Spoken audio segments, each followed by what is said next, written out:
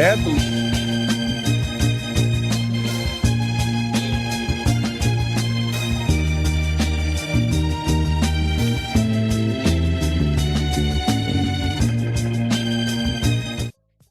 believed that funerals were not for the dearly departed. He believed funerals were for the living. He believed that they were great gathering meetings. These homegoing services are welcome to all, Democrat, Republican, liberal, and conservative, right wing, left wing, because his life is broad enough to cover the full spectrum of what it means to be an American. We only ask people to come and be respectful in the context of the extraordinary life that he lived. Dad would have wanted us to have a great meeting to discuss our differences, to find ways of moving forward and moving together. And if his life becomes a turning point in our national political discourse, amen. Amen. I can.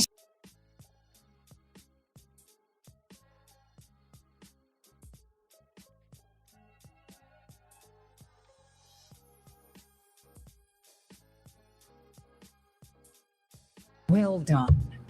May he rest in peace, but may his spirit live forever, and let us continue the work, everyone. My father was a man of tremendous courage. Indeed, he was the most threatened political presidential candidate in history up to that point in time. And he had to get his Secret Service protection well in advance of the January 1st start date. I think it was either the first or second day that he was running. And he was part of a group of men and women who were willing to die for their beliefs. We walked into those campaigns really wondering if he was going to be alive. That was a very, very real issue that we dealt with as a family. And our father and mother were very, very serious about our religious moorings, about our religious grounding. Indeed, that was the first thing that was one last thing that your father will ask you to do before you go away to college. He said, one more thing. I want you to find a church. He said, baby, because the storms of life, they hit without warning. And if your soul is not anchored in the Lord, you'll never make it. And that is grounded in his deep, deep, deep belief in God and as a Christian. And so that's part of my experience of Jesse Jackson of Reverend Jesse Jackson as a father. But of course, I can think of the fact that he took parenting seriously. He took our family seriously. So because he faced so many death threats before he ran for president, quite frankly, his presidential runs to us were more of the same in terms of the threats to his life. He made everything special. Every Christmas, every Thanksgiving, every event, he would take us to work. And the legacy that my father leaves behind. And I want every child that's listening and watching this, that Reverend Jesse Jackson didn't start in this house. Right. Come on now. Come on here. Take your time, Jack. That he would tell you Jesse Jackson's his third name. Now. For the children that have to be adopted and stepfathers and lives have to be transformed. We come from that lineage. Yeah. We've been in the food pantry. And that's our calling, that's our mission, and that's what we're going to fight for. It's our loss, it's heaven's gain, and the legacy that. Good morning.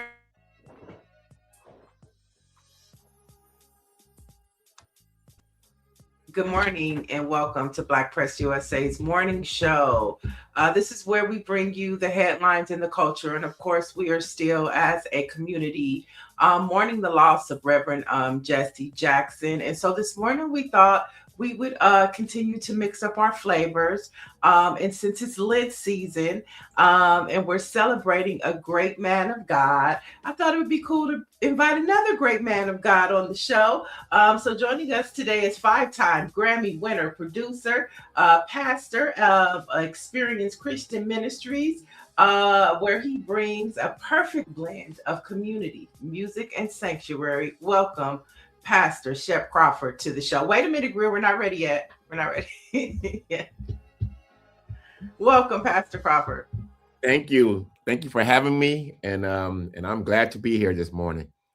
Yeah, I'm happy to have you for so many reasons, for the spiritual season that we're entering, but also to talk about how it's important for these days to mix church and activism, like a Reverend Jesse Jackson, like a Reverend Dr. King, and like what you and Pastor Fisher are doing. But before we get into that, I want to get your thoughts of what Reverend Jackson meant to you.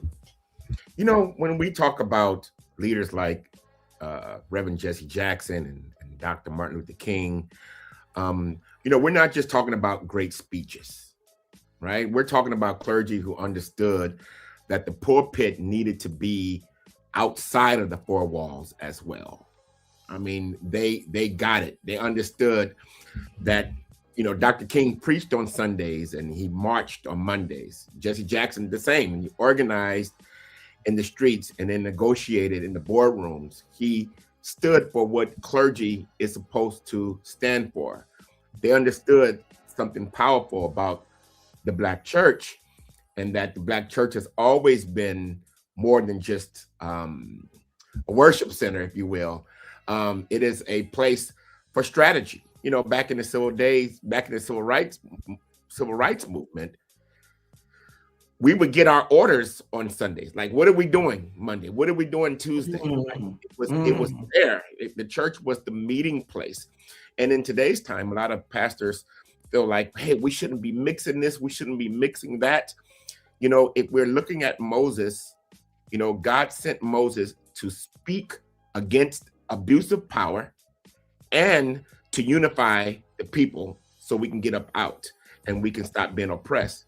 And then if you look at Jesus, he did the same thing. Jesus, a foreigner himself, came to really talk to the oppressed, and he spoke against abusive power. You'll never find Jesus arguing with the common man, if you will. He always argued against oppressive power.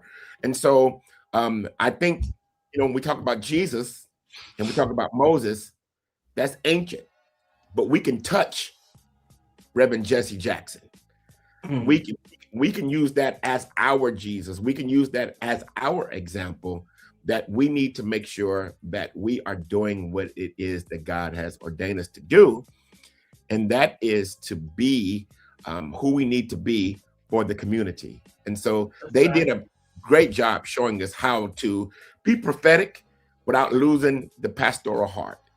They didn't just comfort the people, they confronted systems. And I think that what we need to do today is make sure that we are on the front line with everybody else confronting systems. I love that. I love that.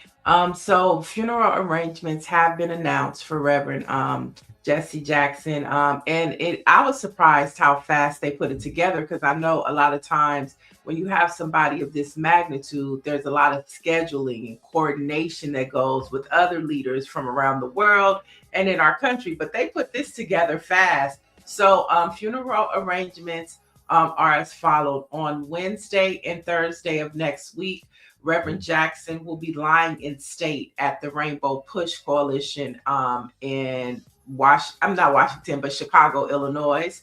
And I love how in Chicago, like, the Rainbow Push Coalition is around the corner from Minister Farrakhan's, mosque and the school, and they all kind of live, you know, in the Obama house, and you know, it's around the corner. It's all in the same community.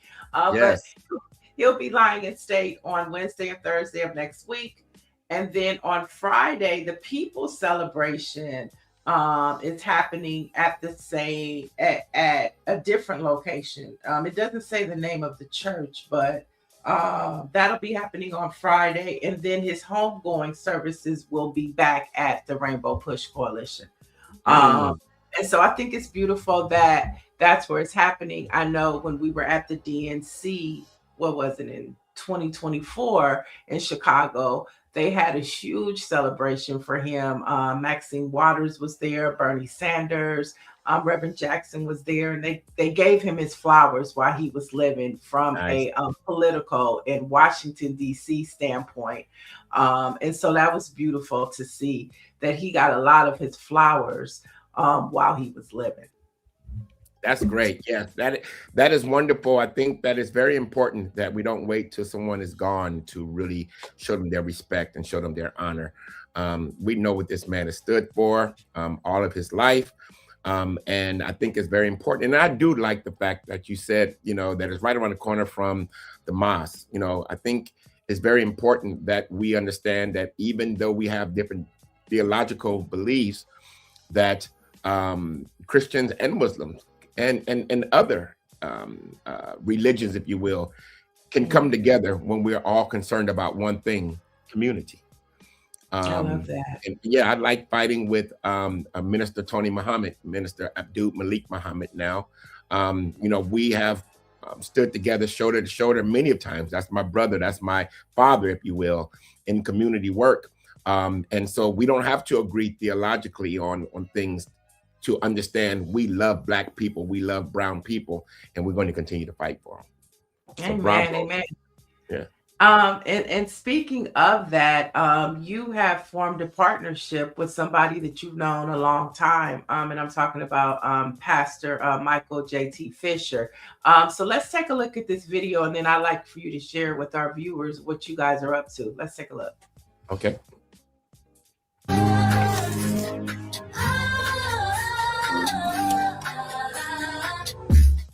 Hey, I'm just so happy I'm saved. God took me out the rain. Now I got peace and now I got brains. Facts.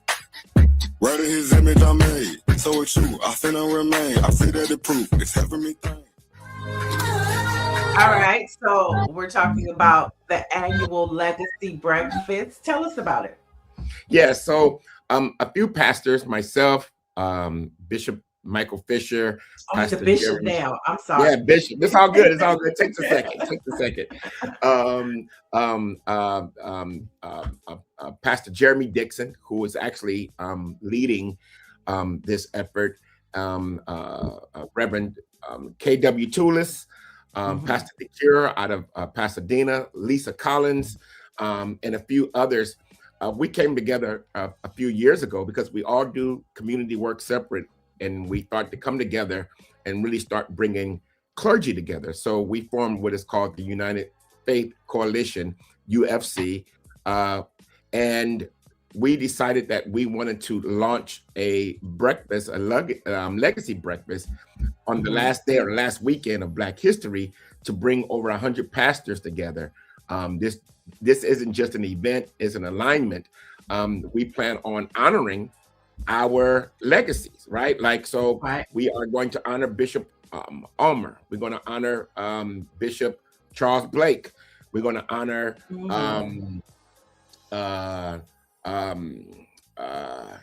Pastor Dr. Wade, right? And Apostle Bam Crawford. So there's a few people who we love, who have led the way. We want to honor them, but at the same time, unite clergy together so we can really, really get involved in this a civil work as a unit together. We know that voting, we're in the midterms. We know that they're trying to oppress or suppress voting. So we want to make sure that we come together and we stand as one in this fight, just carrying on the legacy of Jesse Jackson. I love that. I love that. And we'll talk a little more about faith, music, and politics a little bit later. But first, we want to jump into our morning pause so we can get the chat involved, because they're over here listening and chatting, saying good morning. And they having comments about the videos we played. Orange G says, don't invite or let Trump attend any of the funeral or memorial services. Now, the Sun said, Orange G, that everybody is welcome to the funeral. Everybody, so we'll see who shows up. And so we want to get into our morning poll. And so there's a lot going on with the FDA, and we know that Robert Kennedy is talking about snorting coke off of toilets and going viral for things like that. So we have to ask the chat, with the FDA recently announcing it will drop the 2-study requirement for new drug approvals. Yeah, they're going to drop it. Do you trust the safety of new medications entering the market? Type yes or no. So do you trust what's happening with our drug market after Robert Kennedy continues to roll back safeguards of testing and things like that? I'll let you take the first answer, Pastor Crawford. Do you trust it? Let me see. Let me put on my glasses and read what these people are saying. Yeah, do you trust the safety of the new medications entering the market? So are you asking me, do I trust it? Yeah. Okay. No. Just because I think there's 2 important words that you said there that make me, a little weary about it. And that is Robert Kennedy. When we talk about, not Robert Kennedy. You're right. His name is Robert Francis Kennedy Jr. Yeah. Right. So I don't like anything that this individual is doing. And so, there's an eyebrow up immediately when you're taking away safeguards. Why would you do that? Right. If anything, keep it in place so we can feel safe. You know what I mean? That is not, it's not a great strategy at all. So no, I don't trust it. Yeah, and it's like they're slashing jobs. People are walking away because of the lack of integrity of these people in these offices. And I don't think people really understand how long it's gonna take to rectify and fix all of the things that the Trump, his clan, and administration are doing in our government. Seen, but most importantly, what's unseen. Yeah, no, that's very important. I think, our grandchildren, great-grandchildren are going to be talking about this, and they are still going to be in a culture that's going to be trying to fix what's going on here. This is very important. It's going to be talked about for decades, and even centuries, if you will. And so there's a lot of work to be done. I think whoever is president right after Donald Trump, it's going to be a difficult job, and we have to be ready to give that person grace, because they're not going to be able to come in and just change everything on day one. But it's a lot of work to do, because he is definitely trying to bring America back to the darkest days that she's ever been in. Right. And it's that technology factor gives a scary unknown situation, especially how we see, the algorithms and people, Black voices being kicked off of social platforms. Yesterday, one of our colleagues at Black Press talked about how his Twitter account got canceled because he was talking truth to power. We had Mo Kelly on Monday, and he was talking about how his social media got hacked. So it's pretty scary. And I also wanted to point out, you brought up LA Focus and Lisa Collins. Lisa Collins in LA Focus is a member of Black Press, the NNPA. And so we always talk about how the Black newspapers aren't just about news, but it's news and activism. And I think that's a great example of, Lisa not just being the church bulletin, but actually somebody that is in the community partnering with community-minded churches. So I just wanted to give a shout out to Lisa Collins for that. Yes. That's the homegirl. Right. So we have some answers to our poll, and our poll question again is basically, do you trust the FDA and approvals that they're doing? So David Youngblood says, nope, I absolutely do not trust this administration, but I do trust science. Orange G says no. And when was the last time anyone trusted a man who sniffs cocaine off of toilet seats? I think it's a great point. Michelle Madison says RFK has gone madder. I don't trust anything under this administration and him leading the CDC. Dr. Mellon says many researchers have lost their jobs and funding because of these policies. And I think that's the critical piece, with the you said, being gone away.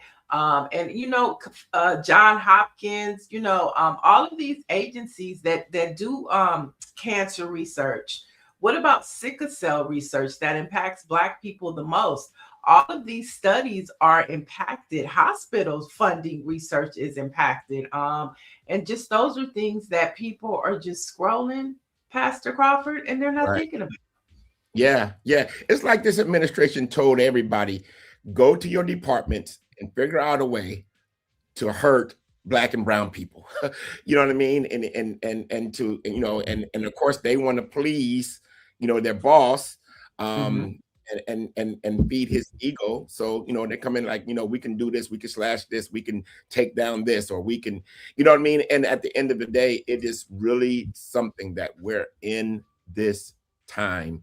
And so I think that we have to keep pushing. We have to know that if they're fighting us, if they're taking down our accounts or trying to mute us, then we must be saying something that is a threat to their efforts. And so we got to look at it's the baby count. It's the baby count. Yeah, that's what it is. It's that baby count. They're no longer the majority. But let's head to Philadelphia, where a judge. We have been talking about this story in Philadelphia, where the Trump administration just went in and took 9 slave stories out of the what's his name, George Washington's house.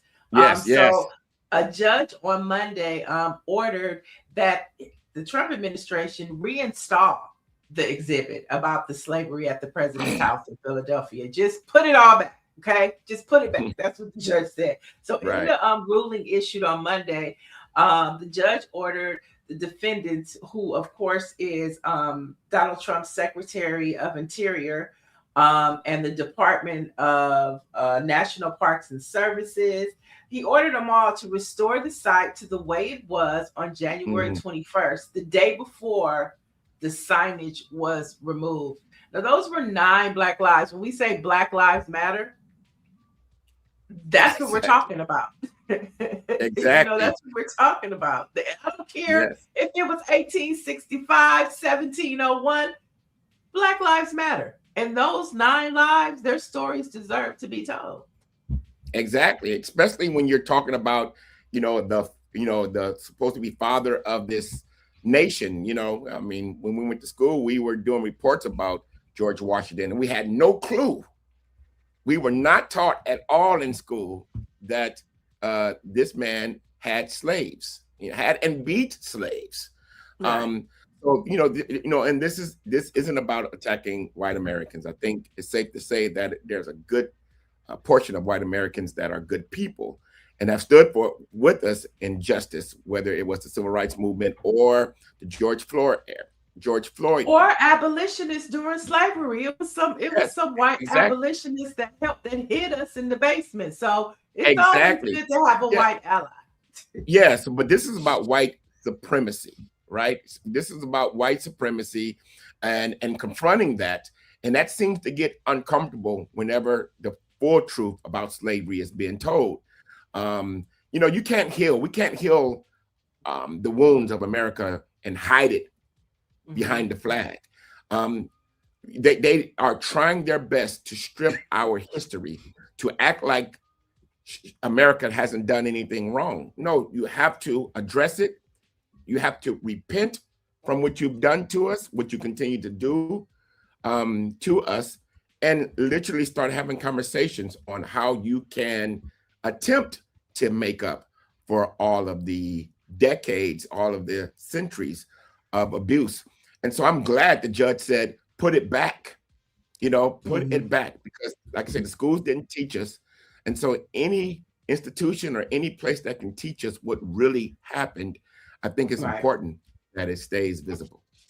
Destined Forever 2 Live says, I wonder about the condition of the monuments and signage. And of course, we learned As they were going through this legal situation, the judge did identify that some of it was damaged, but they couldn't identify if it was damaged there or in the process of them taking it down. But nevertheless, she did demand that they store it with safety and proper care. And then now we see a week later, she said, no, as a matter of fact, put it back immediately. Yes. That's Yes. what she said, put it back. Exactly. And it's going to bring more attention to it now, right? So anytime we, they tore it down, if you will, we're putting it back up. But now there's more attention to it. A lot of people didn't know about this until this came out, in the My news. mic just got unplugged. I'm sorry about that. Okay. So let's head to North Carolina, where North Carolina AT&T students walked over a mile. Okay, they walked over a mile to the polls after the State Board of Elections decided against early voting locations at their campus. So organizers said it is the first of many more voting turnout events. They're planning to help students navigate voting off campus. Now, the event is the first of many, and it's leading up to the North Carolina primary on March the 3rd. And so when we look at this, I think about, John Lewis, right? He was the youngest in the civil rights movement. He was like part of the first freedom rides that happened in our, across this country. And so when we look at these students, I mean, that's what you call good trouble. Yes, exactly. And like I said, we're talking about great examples. Can you hear me? Yeah, I can hear you. Can you hear me? I can't hear anything. Hello? Can you hear me? Yes. Can you hear me? I can't hear you. You can't hear me? I'm sorry. Oh, no problem. I can't hear anybody. Let me just make sure that my mic is on. Yeah, my mic is on. Can you hear me?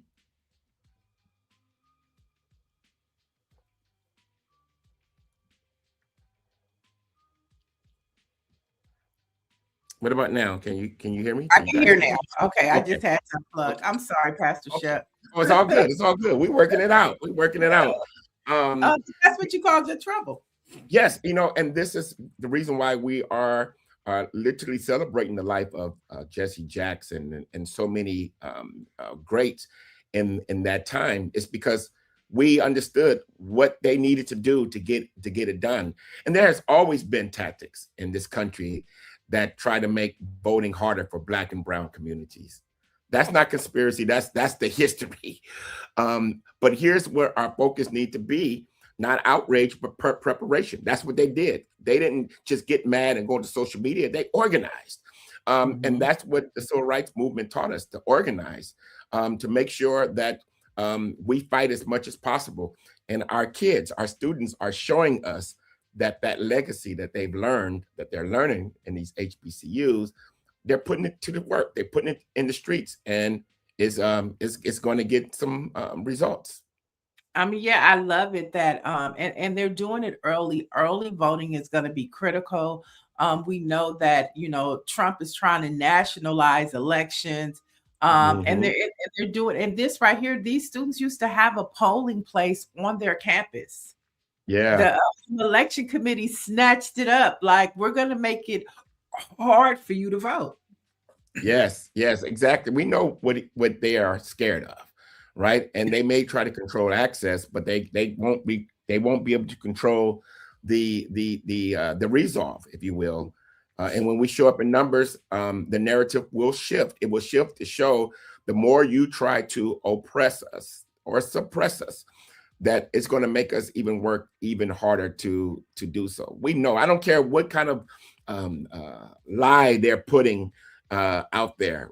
Everyone knows, even the ones who voted for Donald Trump, who are second guessing their vote, they know what this is all about. They know that they're trying to, make sure that we can't vote so they can win the midterms. Donald Trump has already said that if Democrats win the midterms, that he feels like he's going to be impeached. So we know this is personal, and he doesn't feel like he can win fairly. So they're going to do this. We're not new to this. America's always done this. We know how to fight it. We just got to organize.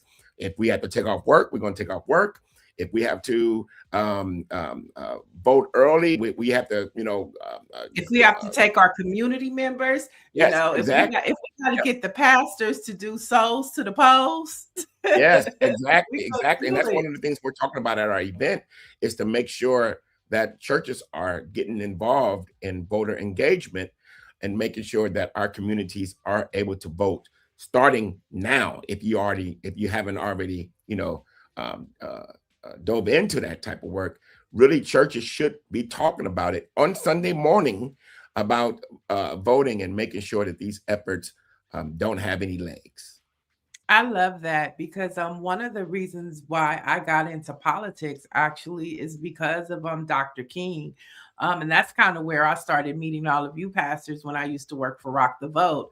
And I put together a plan for them to do voter outreach in the churches. And it turned out to just be like a tremendous experience. But I think the church is critical when we talk about mobilization, especially just in the local communities that they sit in. So I think that's key. But, Donald Trump, interestingly enough, surprisingly to most of us, held a reception yesterday for Black History Month at the White House. This comes too as the ongoing controversy regarding a recent racist social post he made about the Obamas.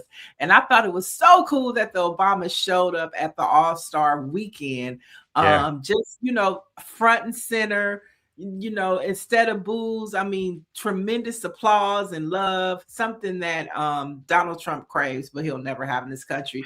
So Trump praised Nicki Minaj's beautiful skin, while his administration simultaneously diverted $500 million from Hispanic serving institutions and HBCUs. And so I want you to take a look at some of our, as they say, all kinfolk. All kinfolk ain't skinfolk. Right. I love them. I want to hear nothing you got to say about their racist stuff. And don't be looking at me on the news hating on me because I'm standing up in front of my kid deserves to stand up there. Get out the man's back. Let him do his job. He's doing the right thing. Back on. And Grandma's saying,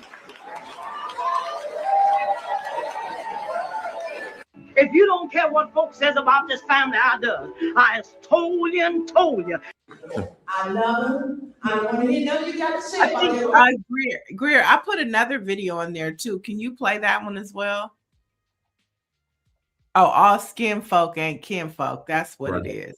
But there was another video because it was of the woman Alice that I wanted to see, because Donald Trump pardoned her. And now she's over what is it called when she's like the mediator for when they release you, like when somebody lobbies for you and then you get out of prison. Clemency, what is it called? Somebody help me. Okay. So I mean, if Donald Trump said that he was going to pardon one of your loved ones, I mean, would you take it? That's the question for the chat. Pardons. Thank you, David Youngblood. I couldn't think about it. Pardons. So if she's over pardons from Donald Trump, but he was in prison for 20 years. Plus, Kim Kardashian helped lobby to get her out of prison, but her life became better. So my question to you is, if Donald Trump, this is for the chat too, if Donald Trump was to pardon one of your loved ones, would you take the support? That's a good question. I think for me, I've thought about this before. I think that if it was me, I don't know if I would take the pardon, but if it was my loved ones, I think that I would take the support. However, it wouldn't cause support for him.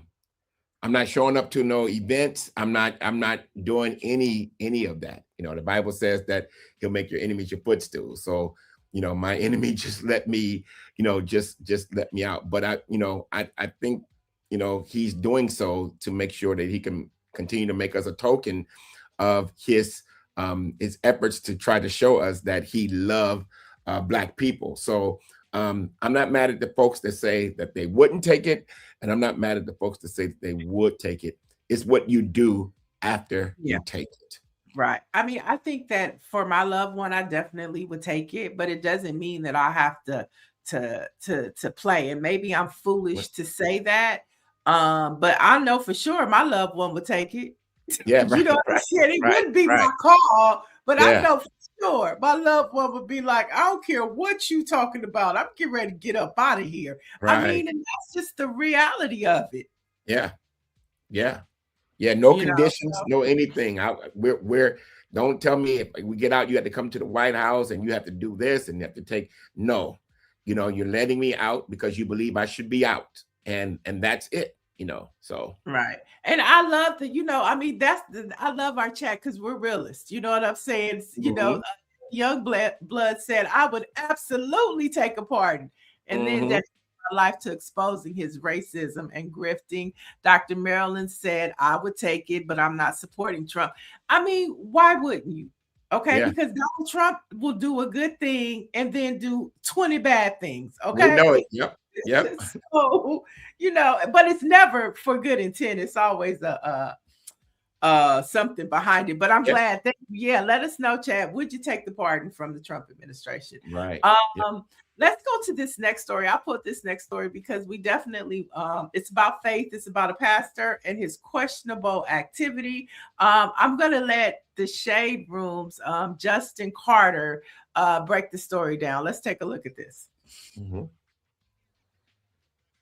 Greater intimacy here. Has the internet outraged? A teenage family member living in his house showed up to school with cuts and bruises. I was arrested. But it was what he made the boy do on Facebook Live that now has people calling CPS. I'm guilty of loving him. Pastor T.D. McNutt is his name. He's leader of Transformation Empowerment Worship Center in West Palm Beach, Florida.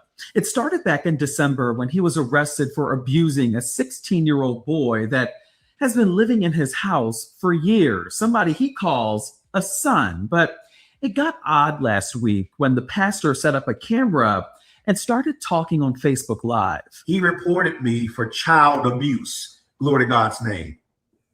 Well, it said child abuse with little marks and no damage to the body or something like that. Glory to God's name.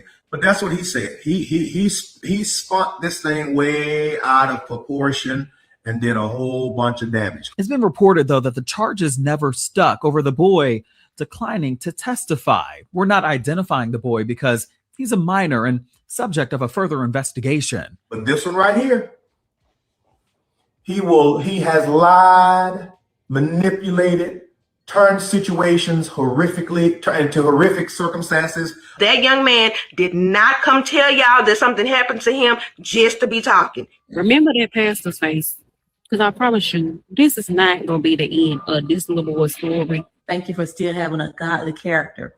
So I apologize that our son took you through this. I apologize. The Shade Room has confirmed that McNutt has been reported to the Florida Department of Children and Family Services again after that Facebook Live surfaced. It also has been reported that within the last 48 hours, the boy was removed from McNutt's care, but we haven't been able to substantiate that just yet. All right. So, I mean, there's a lot to unpack there, but that video went viral. They showed the video last week. You were able to see the little boy, unfortunately, but he looked like somebody help me. Yes. I want to get you a take from that, Pastor Crawford. Yes, my God. Listen, I saw the full clip, and one of the things that we learn is that when you carry the title of pastor, you're not just holding the microphone, you're holding the people's trust. Especially children's trust, because so when abuse allegations involve a child particularly, your focus shouldn't be on trying to control the narrative, right? It should really be on protecting, the person as well. And no one, I don't believe, can look at this video and feel like, oh, okay, all right, the boy is safe. Okay, good. Okay, now I feel much better. No, that little boy, I kept looking at him, and the straight face, the look on his face, of which is pretty much saying help. you Help. know, yes, it was pretty much saying help. Now, I don't want to judge. I don't know all the particulars, but here's one thing The I girl know. next to him too. The girl sitting next to him. She looked like we didn't ask to be in this video. Right. And at the end of the day, don't get on there and start really bashing this young man. You know what I mean? Like, you said we're doing this because we want to teach him teach him how to be responsible for his actions. And in the 16-minute video, he didn't start speaking until the intent, until the 10-minute mark, because you kept talking about how bad he is and he lies and different things of that sort. But so why did you adopt him or act his father, if he can be a part of your family? So I didn't like that. It hurt my heart as well. And I believe somebody said that it's not over. We're going to hear more about this. Yeah, it hurt my heart too, because to know that, it's a headline for us to be like, oh, that's so sad, but that little boy has to live with that. Yeah. And so that's it's heartbreaking. The chat is chiming in. Debbie Youngblood said, if the boy had bruises, we need to investigate. Dr. Marilyn says, picking up random boys. Mike V says, a real life get out situation.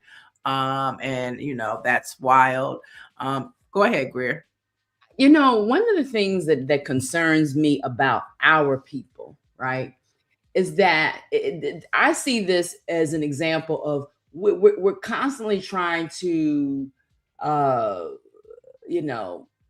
make ourselves look good in public. And so we put our children on display. Like we think that this is, some sort of, we're looking for some sort of validation, right? Mm-hmm. Too often, and I'm sure because I'm Black and because of the things that I've generally watch on social media, I'm going to see mostly Black stuff. But I wonder how often other cultures put their children on display in this way when they're trying to discipline and show, well, I'm a good parent, or I'm this, in the same way that they strutted a year or two ago when they strut that young lady out at a church in Virginia. And made her apologize for being pregnant, didn't bring out the boy or the man, whoever was the father, but humiliated this child, right?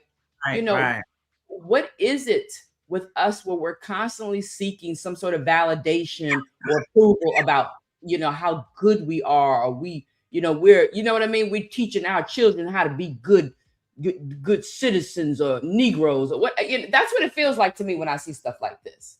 Right.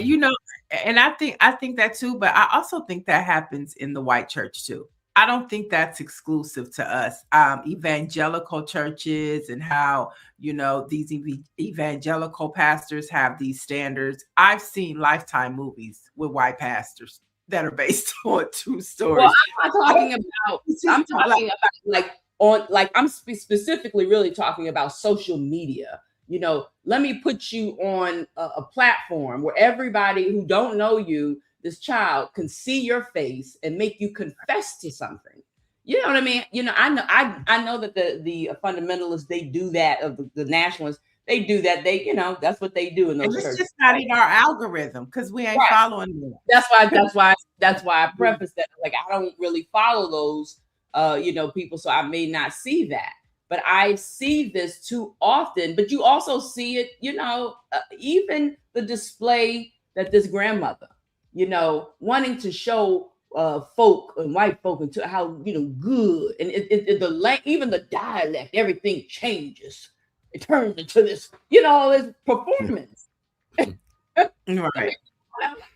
This is a symptom of what took place, from slavery on up. This is identity politics as well, all of it. Yeah, I think we were robbed of dignity. Back in the day, our grandmother said, what goes on in this house stays in this house. And so, we understand that a lot of times, people love to cover up. But, a public retraction from this young man didn't bring us any type of clarity. It actually raised concerns. And the church should be the safest place in the world. Like, so if this pastor is innocent, then let the legal process show that, right? Like, you don't have to make your son get up there, and give a speech about how bad he is. But if there's truth to those allegations, accountability is not optional. You have to be accountable, and you have to literally pay. It's something that has to happen. So I'm going to be praying for everyone involved in that situation, and hopefully the truth will come out, and the little boy particularly will find rest. And unfortunately, that video was probably a blessing for that little boy, because now we know. Yeah. If Pastor McNutt would have just kept his mouth closed, his little secret might have stayed in the closet. That's how God works sometimes. Because now we looking at you, Pastor McNutt, with your dumb self. But we have a comment from Right Wise 1208. They're saying that little boy was me growing up in the 80s, 90s, moving every 2 years with different family members. What I went through, no one believed my story. There was no internet. I guess I got through it. I mean, that's heartbreaking. I guess. I mean, not to know if you got through it or not. I guess I got through it. That's deep. Yeah. I guess I got through it. Those words I will never forget those words, because that's big. That's saying that, in a way that I did get through it, but obviously he hasn't. So prayers out to you. For sure. Dr. Marilyn says, stop weaponizing the Bible, hiding behind religion. David says, I understand discipline for our kids so that he doesn't find himself in that white man's prison. However, to publicly ostracize him in public, that lasts forever. It's wrong. It totally is wrong. I hope his pastor friends talk to him. Because that's what it's about too, right? Yes. Yes, accountability. And you're right. Pastors should. I've gotten calls and I have called, you know what I mean? Pastors, when I felt like they needed to be talked to, or if they felt like I needed to be talked to or checked on. So hopefully, his community, his Christian community will rally around him and show him that video from our lens. So not to tell, but when you call a pastor to let them know, what do you say, hey, pastor? What do you say? Hey, pastor, I'm not feeling that. Yeah, I would tell them, hey, I saw this, or I saw this post, or different things of that sort. And I totally get it. So I think the first thing you have to do is kind of validate their feelings. But at the same time, say, I just don't know if that's going to bring unity, or, usually, when someone is feuding with another pastor and it's starting to go viral, or, they're starting to go back and forth with subliminal messages, you know what I mean? But everybody knows what's going on. If I know those pastors or community organizers, I will call them. You know what I mean? I would say that, you probably want to stop this. Talk to me, or let's try to get you in a room together. I'm good with getting everybody in a room. That is something we've done that several times with several people that let's get in a room and let's talk it out here instead of doing it on social media. All right. We can use that application in our daily lives too. Thank you for that tidbit. All right. Let's head to LA, where we are. Thank you for getting up so early in the morning with me. But this is an important story. The Los Angeles Unified School Board members, they voted yesterday 4-3 to eliminate jobs in the district. Now, the proposal will affect over 3,000 employees within LA Unified. And we continue to see this trend with just our job loss, whether it's, the healthcare industry, whether it's, capital, Amazon or UPS, and now, our education system. Just jobs being cut and happening here in LA. Do you have any thoughts about that?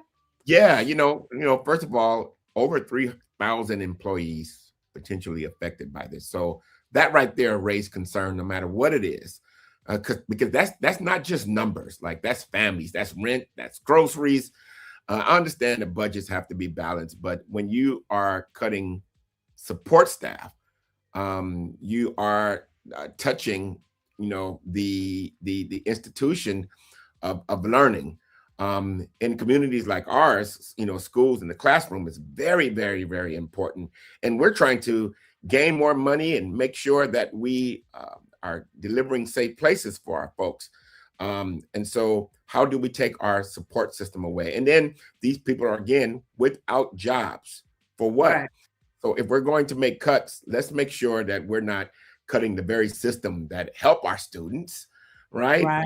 But we want to make sure that we are thinking long-term and making sure that we can put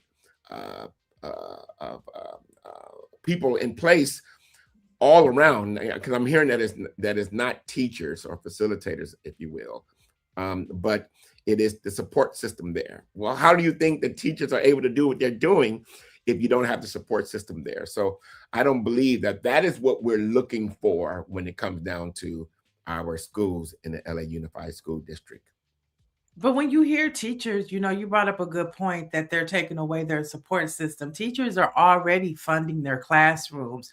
That's why they get those discounts at Staples, because they're buying, sometimes the pens, the papers, and the materials needed for them to advance their curriculum because they love their students. And so now you want to take away the support system around them. It's like, you want them to do more work now, come out of their pockets more? I mean, come on. Right. When we were kids, we thought, when they said, you can be a doctor, you can be a lawyer, you can be a teacher. We thought that the teacher made what the doctor and the lawyer made. Right. We thought being a teacher, I'm saying, you're well off. And then getting older, we found out that, wow, how are teachers not making more when they are literally spending more time with America's future than even the parents are in some cases. So it's just sad all around. And to add to that narrative, instead of change the narrative, is really sad. We need to make sure we support our teachers in every way, including making sure that their support staff is still there and present. Right. And, this could be a trend that happens across the country too. So, it's happening in LA. Yep. Everybody watch LA. But, it could happen in your community and city too. That's why it's important that, we have to vote. Not just on, because this is the impact of local elections, right? We vote for our school board members here in LA. And they're the people who are making these votes. And so when you talk about representation and you want to talk about that, it's these local elections. These are local elected officials that made this decision, which means that we voted for this. Yes. Very important that we understand that when we go to the polls. People say, I don't want to vote for a president. I don't know who. Okay, what about our local officials? You know what I mean? Because if you're having problems or if you're complaining about it, you can help fix it at the polls. You can fix it at the polls. And speaking of the polls, we have two prominent Black women who have just experienced challengers in their races. The first one I want to talk about is on a larger note, though. Maxine Waters has just received a challenger. I'm talking about Myla Rahman. We had Reverend Tulis on last week, and we talked about this, but we talked about a larger conversation of our older, more seasoned elected officials in federal government. Like, is it time on a larger scale? Not talking about Auntie Maxine, because we here in LA, so we ain't trying to catch no smoke. But talking about a larger level, what are your thoughts on this new breed of young folks that are taking on some of our more seasoned and, important icons in our community and wanting to unseat them? Yeah, I think the main thing that we have to look at is the job getting done, right? So Maxine Waters have been in there as long as we can recall. Is she doing the job, right? Because if she's doing the job or she's the best person for the job, then by all means, then we need to support her no matter what age she's at until that age affect the job. And I don't know if her age has affected the job yet. But on the other end, I do feel like we definitely need to train or mentor people to, to be ready to take our baton. Pass yes. the baton. Yes. So I do believe that. Even as pastors, I believe that. I believe that we shouldn't be pastoring all of our lives, and then when we can't walk, we pass it on to a young person who has no experience with our congregation. So I'm a strong believer to pass the baton. I don't plan on pastoring all my life. I'm shaping the next person as we speak, because I feel like you definitely want to be able to do so. But Auntie Maxine, she's done a great job, and I still think that that she has some fight in her. So this will be interesting to see how this turns out. Yeah, because the more I got a call from a publisher, a Black newspaper publisher, I think it was yesterday, or a text message asking about this race in Mila. So it's getting out there, and Mila is the real deal. She's a Law Pi graduate, so that means that she's in the workings of Black women in leadership in this city. She's an executive director of nonprofits.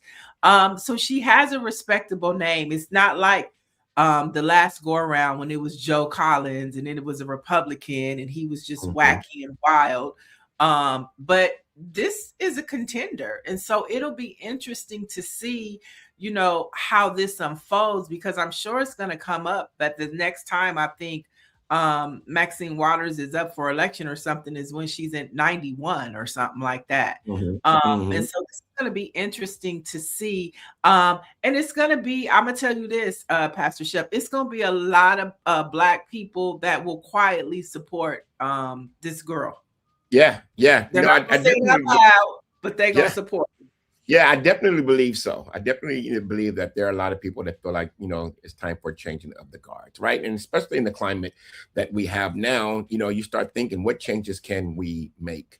I do believe, though, that if Maxine Waters lose that seat or have to give up that seat, I believe she can still be Maxine Waters, meaning she can still have the influence that she has and still move and do what she needs to do. So it's all in God's hands. At the end of the day, I think she's going to be Maxine Waters wherever she is. And so it'll be interesting, to turn it out. One thing I want to say, though, is that if Maxine Waters is not in that seat, I'm hoping that she will support and continue to mentor and endorse, her opponent if her opponent wins. Well, I'm just laughing. To your point, Diane Watson, to your point, I just saw her in the grocery store the other day.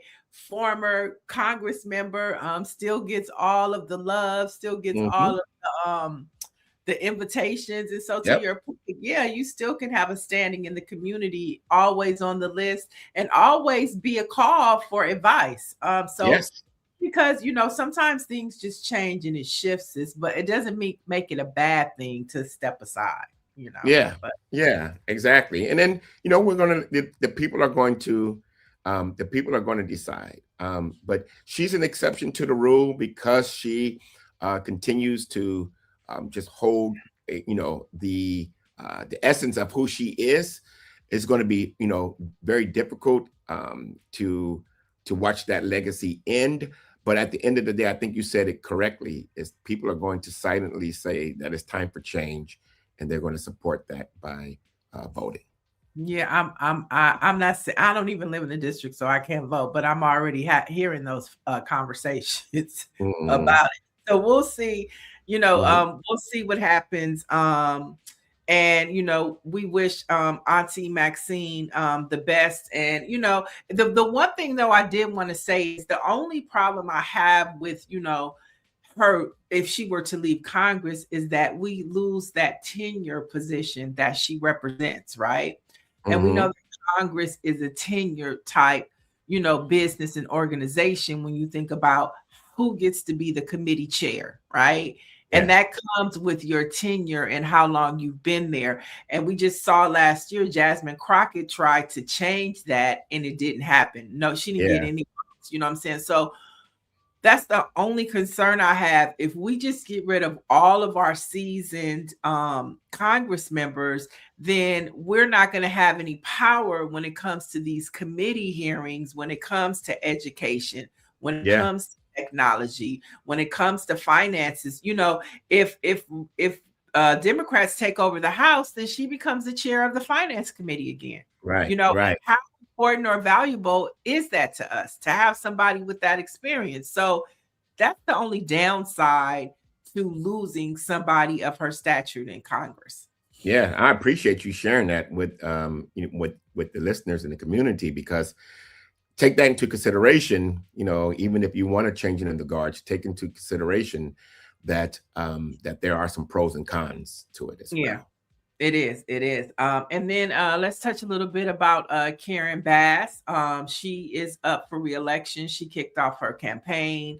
And she has a challenger now coming out of city council, which many believe that Rick Caruso, who Karen Bass ran against last time, who is a real estate developer out here, damn near a billionaire, that he's going to fund her opponent, which could cause a challenge for her, because, you know, they're trying to get on her about the homeless, the unhoused crisis. Has she really done anything? Of course, the fires are a huge thing that are probably going to cripple her when it gets a little messier. But the question is, do you think that she'll be able to pull it off? You know what? I think she will. I do think that she needs to really start focusing on informing people on what she has done. And she's done a lot. You know, everybody comes on and talk about what they're going to do, and we're going to end this and we're going to end that. And even her opponents are going to come in and like, you know, we have too much of this. When I get in, I'm going to do this. And when you get in, you find out that it's much harder than you anticipated. Do I agree with all of the decisions that Mayor Karen Bass have made? No. But I do support her. I know her heart. I think that she is wrongly not accused, but blamed, you know, saying for the fires. I think, you know, I mean, you know, we're praying for all the communities that were affected by it. But I think at the end of the day, we look for someone to blame, right? And so because she's the mayor and she's, you know, this is her city, she's going to receive that. But I think that anyone who's in that office is going to have a very, very, very hard time carrying out the things that are on their heart. And so to me, I support her overall. I want to see her, you know, continue in that seat. But yeah, this is going to be very interesting because there are a lot of people against her right now. Yeah, are we gonna play? Is this where the person erupted her campaign kickoff in Leimert Park? Let's see. This is did you see this? So she pointed that finger at me and told me I was going to Sacramento. I'm like, what are you going to Sacramento? I'm in the community. She was like, oh, you've been in the community long enough. Sacramento. I was like, okay. You know, Senator Diane Watson tells me I got to do that. Senator, ambassador, school board member, congresswoman. Yeah. It's what was before somebody crashed that campaign kickoff here in Leimert Park. And Jasmine Mechanic, they was like, hey, ho, Karen Bass, something they were saying. It was a mess. But she's been getting that. But you know, a lot of rumble here is mostly about her staff. A lot of people are not happy with Karen Bass's staff. And I think too, it's important for us to have these conversations amongst ourselves. Like we can't be afraid to be critical of our own amongst each other. Yes. We have to have some real conversations, and we can't just continue to support people blindly. But I think what Karen Bass has done for this city, when you look at the unhoused and her being intentional and a lot of work that's been done, she's done some great work. But I think it's to your point, she needs to come to us and tell us what she's done. Because if you're just dependent on the people who know, who are Yeah. kind of savvy, who are in your circle, who pull up for you. You know, you're preaching to the choir. Yeah. Come tell the Yeah. people what you've done. Yes, yes, exactly. You know, counter some of those videos out, you know, when they say we need a leader that's going to do this, that's going to do that, you know what I'm saying? Do a stitch and say, you know, actually, I did this, I did that, I brought this down by this percentage, and then let us know, you know, what you've done, what you plan on doing. And I think all of that is going to be very important for her during this current run. Yeah, see, this had Los Angeles mayor calls for Casey Wiserman to resign from the 2028 Olympics. I mean, I get it, but Donald Trump is in the Epstein files more than Jesus is in the Bible. Okay. Right. And so, I mean, I would really be more compelled to hear her say Donald Trump needs to step down. I mean, everybody that's in it, I get it, but come on. That's not going to win an election. Okay. Donald Trump needs to be held accountable. All these other people, let's get back to Donald Trump. Yeah. Listen, I know this isn't on the topic, but listen, is there hope? Because they've arrested Prince Andrew this morning, you know, over the Epstein. Wow. Oh. Don't you have a video on that? Can we see it? I don't have a video on it, but it certainly happened. Okay. And the New York Times is covering all the live updates on this arrest. That's a huge. Okay. We got breaking news from our producer. Prince Andrew has been arrested. You know, and let me just say something. The king knew. King Charles knew. That's why he stripped them. Remember, just last year, he stripped them of everything. They knew this was coming down the pike. They knew. Yeah, that's crazy. Yeah, that's crazy. And at the end of the day, you know, this is why he put, you know, why Donald Trump put so many safety bars in place, you know, as president, to make sure that he's not getting arrested. But at the end of the day, I think we all knew even before with the comments that he made about women, about, you know, grabbing them, about going into the locker room and inspecting the contestants and all these things. Even his supporters know. They just so selfishly want to retain power for white supremacy that they don't even care. Yeah, but that is gonna make me turn the news on when we get off the show, because that's huge. That means that there's hope. Like, Donald Trump will be held accountable. It might not be this week, but things like that happening, somebody is gonna start talking. And you know, I just don't know why any of the women have. They've said a lot, but nobody has implemented Donald Trump. I'm just waiting on that one courageous woman to open up the door to have everybody talk about what that man did to them. So we'll continue to keep you posted on that, and we might talk about that one a little more tomorrow. But before we wrap up the show, I mean, all those records behind you, okay? I mean, we're not just talking to Pastor SHEP Crawford. We're talking to 5-time Grammy-winning, the writer and producer of "How Did You Get Here" by Deborah Cox. What about the Tamia song? What song did you produce for Tamia? Stranger in My House, I think it's the most popular. Yeah. Oh my gosh. I mean, 5 Grammys. So, I mean, not only are you a writer, but you're a musician too. What instruments do you play? Keys. So piano, keyboard is my primary. Yeah, everything else is secondary, but the keys is my primary instrument. Okay, and so you've been in the game for a minute, and music is constantly evolving. You know, when you was a musician, I think I first met you when you was a musician at Bishop Fisher's church when he was pastor, right? Yes, exactly. There were no Afro beats, and all types of stuff. You know, all the music now. So I want you to take a look at this video from Juan Winans. From the legendary Winans family. Take a look at what he had to say about today's gospel music. Okay.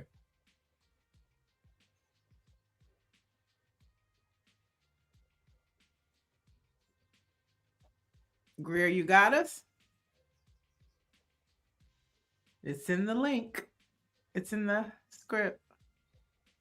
Did we lose Greer? Maybe so.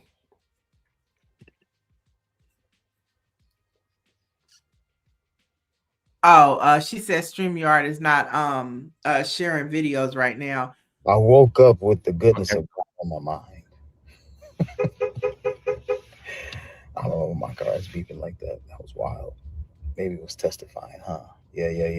That was an amen. But I have a question for y'all. There's some of y'all won't be able to participate. This is not for you because you're heathens. And that's okay. The grace of God and the mercy of God are available to you. Some of you have been, you're newer to the body of Christ, and that's wonderful. Your walk is relatively wobbly and unsteady because it's new, and that's good too. But you may not have the requisite church experience to really speak to what I'm about to ask. But for the rest of you, you grew up, in church. You grew up in the house of God. I want to know,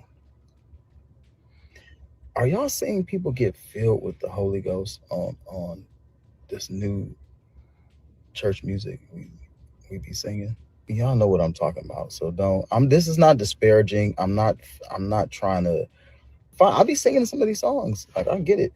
But are you seeing the power of God fall? Is the service going up? Huh? You ever leave saying, man, that service was high?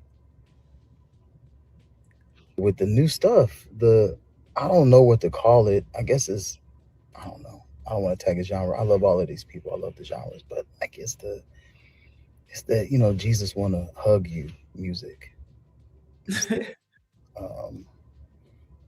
Jesus is going to take you to the beach and bathe you in tenderness. I think all of those things are true, by the way. Like, I think Jesus, I be needing Jesus to hug me sometimes, but I need that fire. When is the last time when you was in church and you went to the side a little bit, your shoulders moved, or you had a little quickening? And that's what I'm saying. You don't even know what getting quickened is, and that's why this conversation is going to be a struggle for you. But are y'all seeing it? Because if you're seeing it, I'm with it. Yeah, I've never seen it. I'm just saying. And then there we go. And that's what I mean. We had power. We had them songs that, bless that wonderful name of Jesus.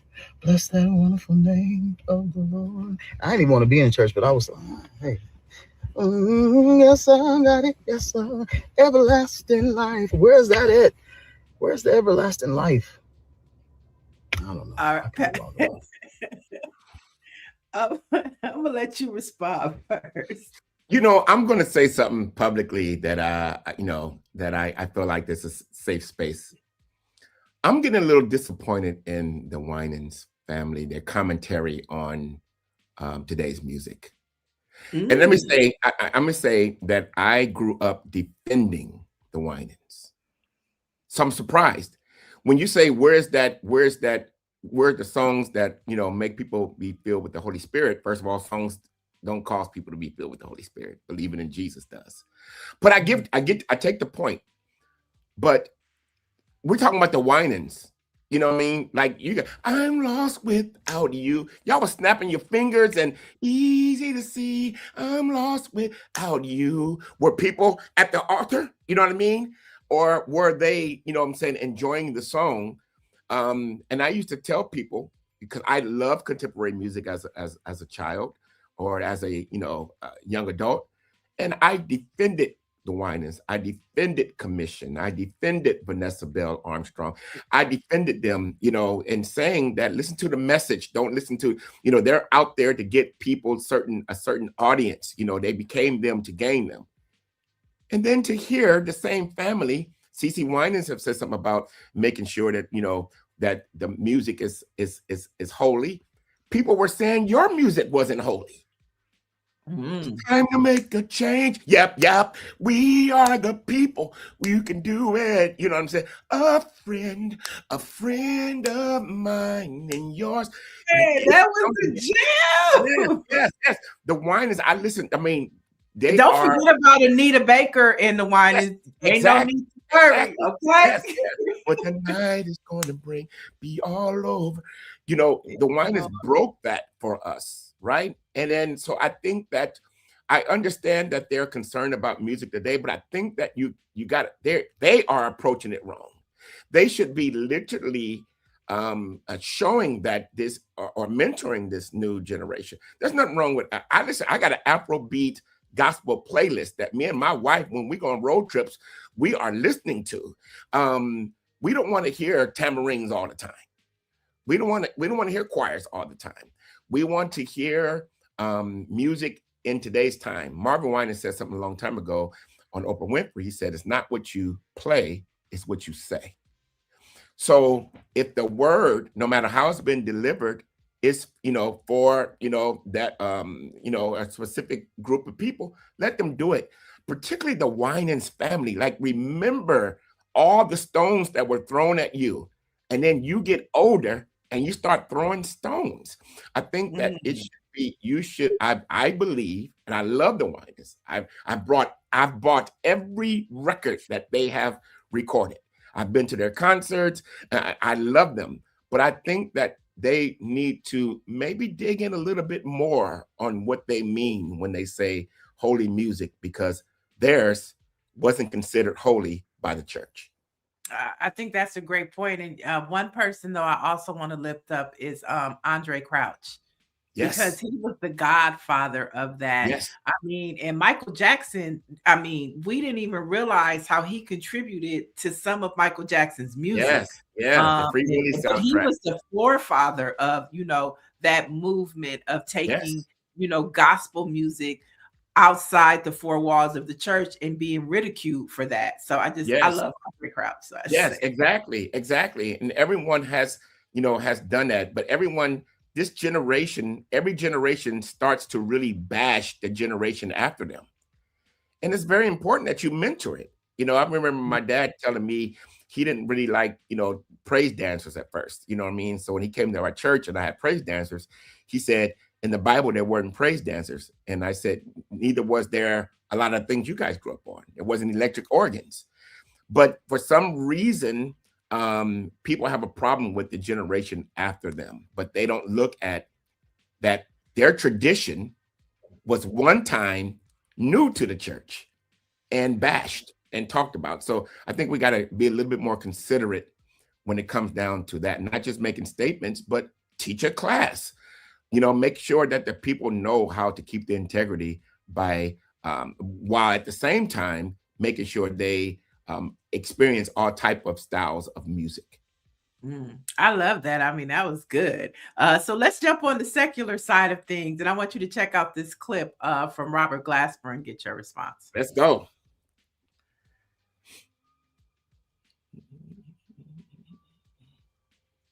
I think there is a little delay. Let's see. Yeah, it's in there. I'm looking at it right now. It's the next clip. Greer said you didn't put it in there. Oh, story 7. It's the next clip. It says Robert Glasper. Oh, okay. So Robert Glasper, she said it's the wrong one. Robert Glasper was talking about runs and how he's tired of everybody doing all of these runs. Just sing your note. And like all these musicians just going off, just play your part. What do you think of this new era of, the runs and the ons and people just not singing? I think runs have been a part of particularly gospel music for a long time, and then in R&B music as well too, because most of those artists have come from the church. But I'm a stickler about making sure you know where to put the runs. If I'm on social media and somebody starts off a song with a run, I flip. I won't even listen to it. You know what I'm saying? If they start off any, if it's Amazing Grace, it's supposed to go amazing. And if they come in like flip, I don't want to hear it. You know what I'm saying? Because you're supposed to phrase those things. Like, so it's A, B, C, D. A, sing the song the way it's supposed to be sung. You get to the second verse, you can flex a little. You get to the vamp, you can flex a little bit more. And so you're supposed to build the song there. And I think that people are losing the fact that, or not knowing that the song is the biggest part of it. And the reason why a lot of songs are being held back is because a lot of people are running. People say people don't like gospel music because they're talking about Jesus. No, that's not true. My wife and I went to Stevie Wonder's toy event. We actually met there. So we went back years later and watched it. And Kim Burrell, who is arguably the most technical or, one of the best singers in gospel music, she was singing and the people were enjoying it. And then Kirk Franklin got up, who is not the best singer, and the whole house was with it. So I think at the end of the day, simplicity is very important, even when you have the talent to do all of that. Stevie Wonder is a good example. If you listen to his music, it's a good example of where to place it. Stevie Wonder, back in the day, you couldn't beat him running. But at the end of the day, he knows how to stick to the melody and how to make great music. Yeah, I agree with that. The melody. Real quick, since you talk about the order of a song, what happened to the bridge? People don't do bridges anymore. And the bridge used to be the best part of the song. Yes. What happened to the bridge? Yes. I was just talking to someone about the Stranger in My House bridge. And, when people listen to Stranger in My House, of course, Tamia, we made sure that she was talking about her man. She was saying he's so unrecognizable that he's a stranger. But then the bridge says, pop quiz, tell me when we first kissed, tell me where my spot is, tell me if I liked it or loved it. And here's the important part, she says, or could it be that the stranger is me? Have I changed so drastically? Is it I want more from me and you remain the same? So the bridge literally let us know that she, the character of the song, is the stranger. And so I think bridges are very, very important. A bridge is supposed to be able to take you home, right? And I don't know if it's because people attention span is not as large as it was back in the day, so songs are shorter. But I'm a bridge person, and I never give up on the bridge. If you listen to any of my songs, I'm definitely going to have a bridge that you remember. I love it. I love it. Oh my God, I could talk to you forever, but we're running out of time. And so I want to let's start how we started, ending it with faith. Fat Tuesday happened, and then yesterday started something special because it traditionally doesn't happen this way. But we went into Lent yesterday, and Ramadan started. And so, I mean, with all that's going on, I want to leave you with maybe give us some parting words of encouragement or something as we go through this holy time in two religions. Some people are fasting, but nevertheless, God is available. So I would love for you to give us some spiritual thought.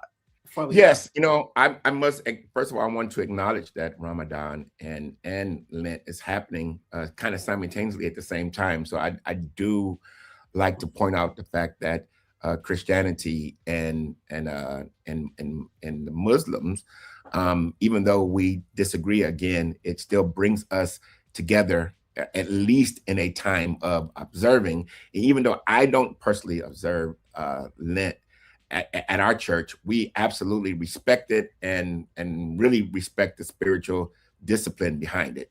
And so I think it's important that we know that anytime that you take off, or that you take to get closer to God and to literally start looking at yourself and kind of toning down your life so God can turn up in your life, I think should be applauded. And I pray for people in these 40 days because a lot of times, it gets so hard that on day 41, you go back to the negativity even stronger because you've missed it. So I'm hoping that it's not just fasting, but that it is really a time of discipline, really a time of getting closer, really a time of replacing. When it comes down to fasting, it's not just giving up something, but it's replacing it, right? And so when we first started fasting years ago, me and my wife and I, from food, we were like, or TV, we were like, what do we do? right? And it wasn't until later in life that we found out, oh no, when we fast, we have to replace it with something, the word of God, making sure that we are really, really talking to him, biblical truths, having conversations, prayer, going to church. So just kind of make sure that while you're doing this, that you're really seeking God and not just following tradition, but really seeking God about you, about your moves, what you need to be doing, and your purpose in life. And I think that it'll be a great thing. I love that so much. And thank you so much for joining us this morning. And just that, like, I think that you represent such a balance when people have their faith walk. You know, it's like, you know, we can love God and we can love life too and have a good, fun life. And we can make a Grammy Award winning secular record and a gospel one. And God is pleased with it all. So thank you so much. I would love to have you back in the near future as you continue to mix faith and activism. Be sure to check out Lisa Collins' LA Focus, where she brings you the faith perspective on a local and national level. So go follow them. She is a member of the Black Press. As we celebrate 199 years, the Black church is instrumental in that conversation, and Lisa Collins has that covered. Okay. And then for the latest in Black news, you want to head over to blackpressusa.com for the latest in Black news. We'll be back tomorrow. Nakima Levy from Minneapolis is going to ride co-pilot with me tomorrow. So we're going to get an update on the Target boycott. We're going to find out what's happening with Minneapolis, with her court case, and we're going to dive into some headlines. So tell a friend to like and subscribe, support the Black Press, and we'll talk to you tomorrow.